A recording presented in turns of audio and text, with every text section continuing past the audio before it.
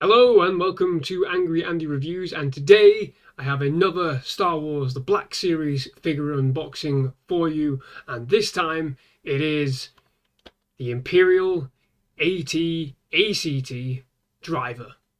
Let's go. Angry Andy. Angry Andy Reviews. Angry Andy. Angry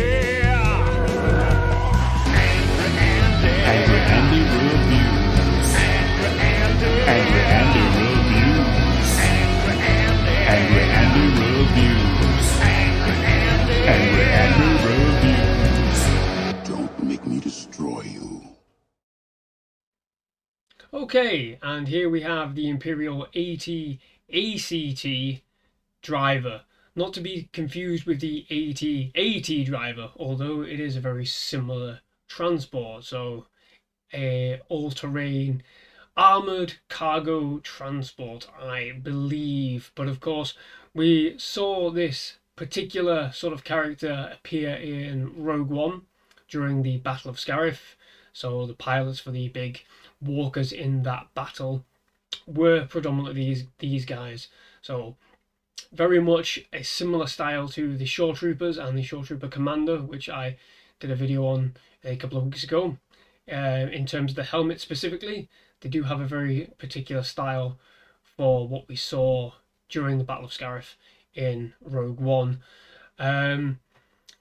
Just from basic looking at it, I think it is a pretty decent figure. This particular figure is quite difficult to get hold of. It's not part of the main numbered line from the original red line boxing.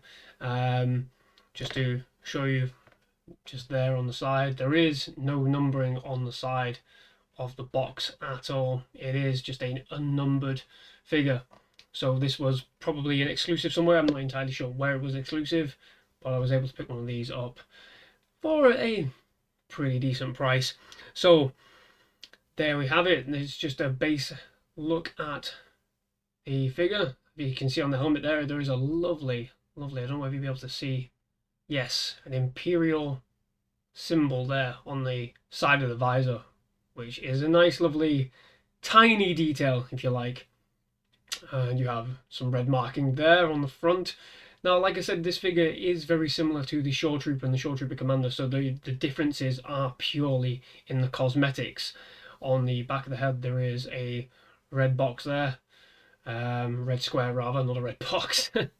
But in terms of aesthetic, this figure is pretty much as it is with the Shore Trooper. It is just the smaller details in the shoulders, the overall colour scheme of the figure. So as you can see along the chest plate, there's like a grey sort of look and feel, and on the shoulders as well, as you can see there, a grey sort of banding right across, whereas the Shore Trooper Commander, like I said, which I did a video for a couple of weeks ago, it's all blue across the upper chest, the upper torso area.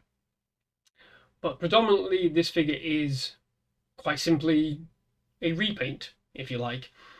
There isn't much else different to compare this to the regular Shore Trooper or the Commander, for example. There is a little bit of weathering which you can't really see too well because of the lighting setup I've got here.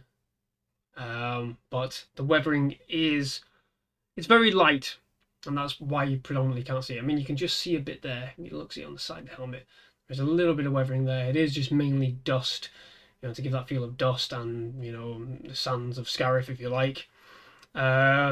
You can predominantly see it more on the boots, where it does have that more sort of yellowy look to it.